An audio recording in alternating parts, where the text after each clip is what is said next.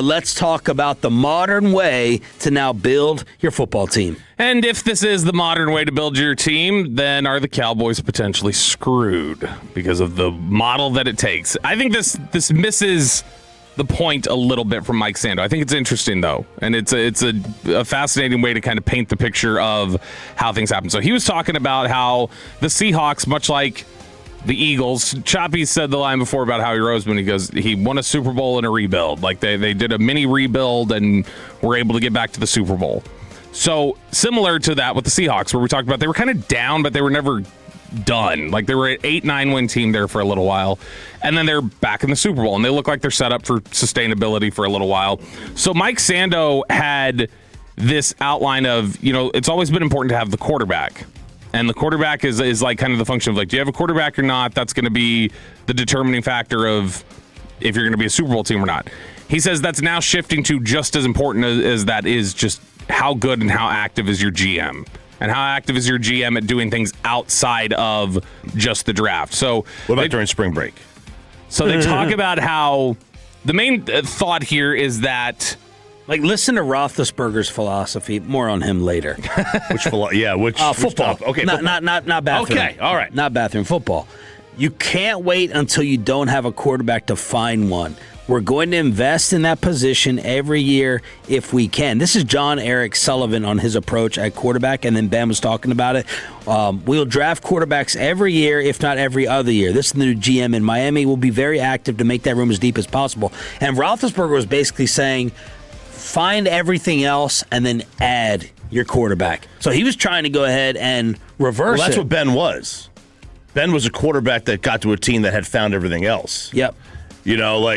But the flip side is and Mahomes was that too. Mahomes went to a team when he got there that had found everything else. Now he was different than Ben. But then you get your guys like Joe Burrow, who went to a team that had nothing. Josh Allen went to a team that had nothing.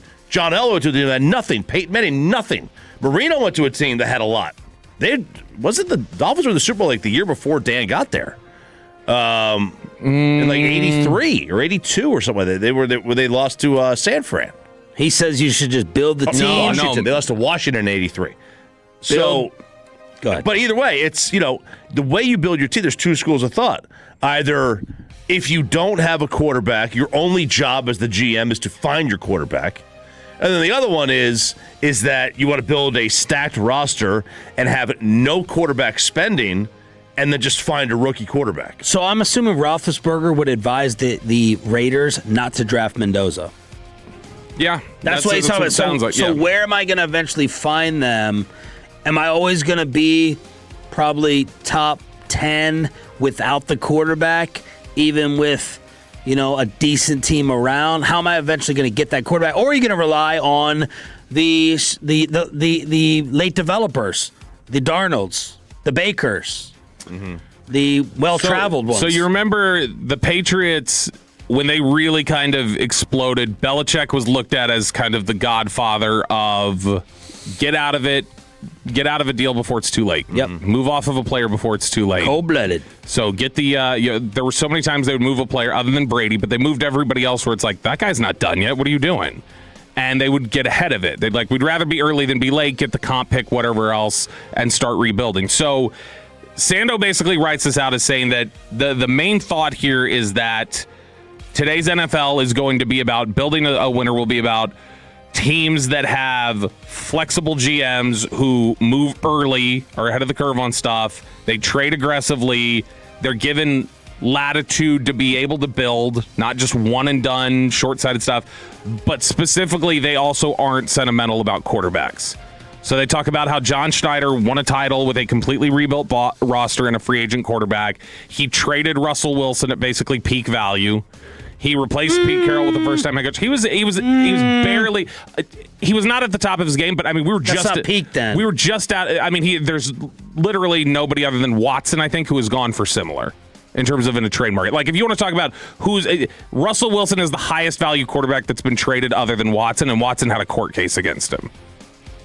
Was Cutler a free agent?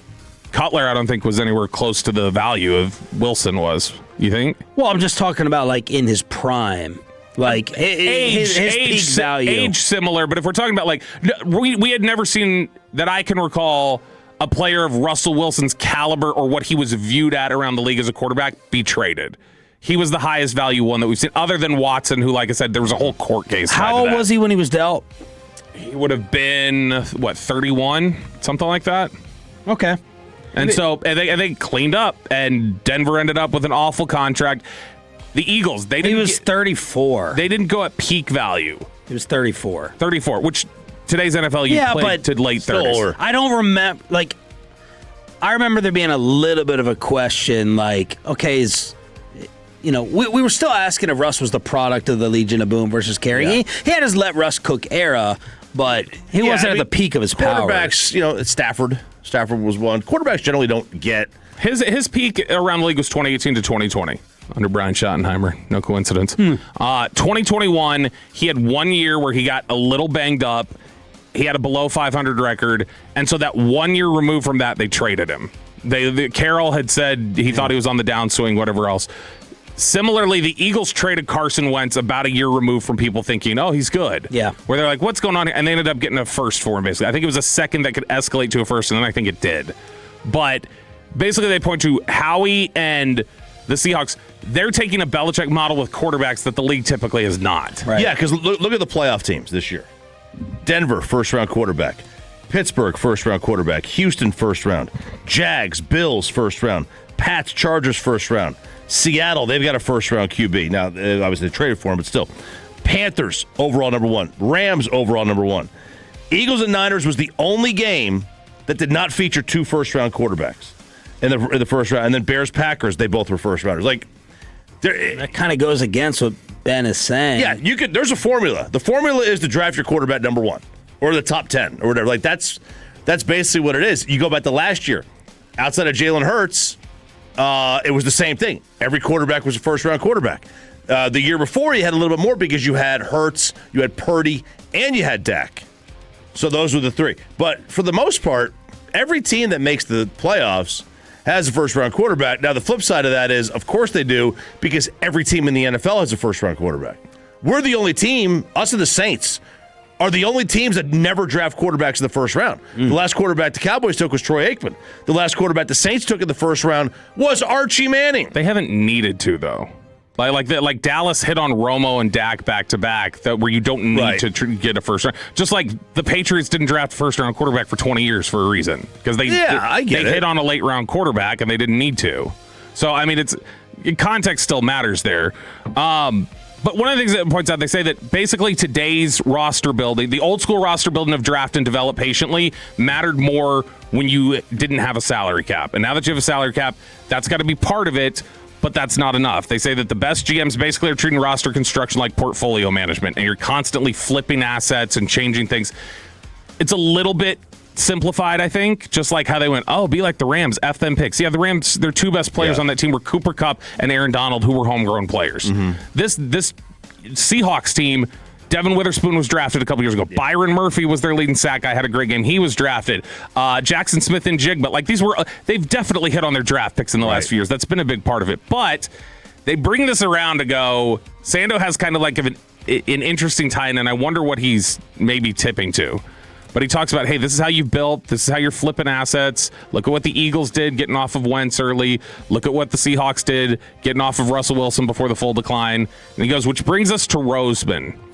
He goes, in some ways, the Eagles GM is where Schneider found himself 5 years ago, trying to maximize an expensive quarterback, Jalen Hurts, who has delivered at a high level and won a championship, but also carries limitations that could become problematic as the roster cycles out of its peak state. Schneider acted from a position of leverage with Wilson, turning certainty into optionality. Roseman did that famously when he traded Wentz to Indianapolis, then won a Super Bowl with Hurts. It's how the modern GM must operate. And so there is sort of this, if you follow the tea leaves, and now that they're starting to be building questions about Hurts and his compatibility with some of the guys on the roster and what his limitations are, I wonder if Hurts is a sneaky candidate within the next year, inside of a year, to get traded. Like some blockbuster trade where they just go, we're resetting with him. And Roseman, how he's shown he's willing to do that. That they're willing to just, all right, turn it around, flip it, start over. Cool, we got Bradford, trade for Bradford, all right, move on from him. Get Wentz, move on from him. We've got Hurts. Move on from him. Because, I mean, they paid, what would it? It would have been 2018 when Wentz got his deal. And when did Hurts get paid? 2 years ago? Yeah. So, I mean, we're getting about to the same time of the contract status where they moved on from Wentz. We're getting about to the same era with Hurts now. I think there were crazy trade cap hits for Hurts and AJ this offseason, which we need to include in the discussion. And I think AJ was kind of back to Philly's my home. You know, people left the Super Bowl with the impression that he wasn't definitely trying to get out. Right. Now, if you look at this, though, and go, this is the modern NFL, and they talk about, man, the GM is like having the quarterback, then is Dallas screwed? Because they've got basically just a self-appointed GM. I mean, it sounds kind of generic in that of like a lot of activity. That's a generic time, but basically it's a strategy and giving a GM room to F up, too. Like, you've got to give them space to be able to take risks that teams don't like. You've got to be willing to move on from quarterbacks. We have the space. We have the freedom. So if you've actually... That's what Broadus always talks about. No one's got a longer leash than here. Did you see the note, speaking of space, did you see the note that was going around yesterday about potential cap space that exists in the NFL after restructures? No. Jerry said, hey, don't pay attention to some of that stuff you're hearing about us, like, you know, not having the cap space or being screwed or whatever else. This was from, who did this? This was SF Data Niners collected this and went and found the maximum cap space or cap savings that can be done with simple restructures this offseason. And the number one team in potential cap space is the Dallas Cowboys. Oh, wow. They can free up, this is like the little chart, they can free up $131 million with their restructures. Yeah, but I don't want to... Eat your heart out, Kevin Hagelin. The least amount. By far, second least amount that can be had is $29 million from the Jets. The least amount, the Philadelphia Eagles can free up $200,000 with all their possible restructures. Man, you get those restructures though. It's wild. Like you start adding void years, all that crap. Void years, you never wind up. You never get to a good cap spot. You're constantly having to flip switches. But that is a good cap spot. If you're constantly in a position to where you can flip switches and open up the space, then you're not really in a bad spot. Yeah, I'm just thinking, like, I would like to have a reset year once. Just have a reset. You know, this team, they should have reset anyway. They're constantly trying to hang on instead of just being bad. Like, and then Seattle and Philly resetting weren't bad. Your cap. You what? If Seattle and Philly showed you they can be somewhat competitive and then still rebuild, why wouldn't Dallas? Dynasty building here, man. Let's just get one. Let's lower the standards just one. Let's not be Jerry talking about I'm going to get 3 to catch Kraft. Let's get one.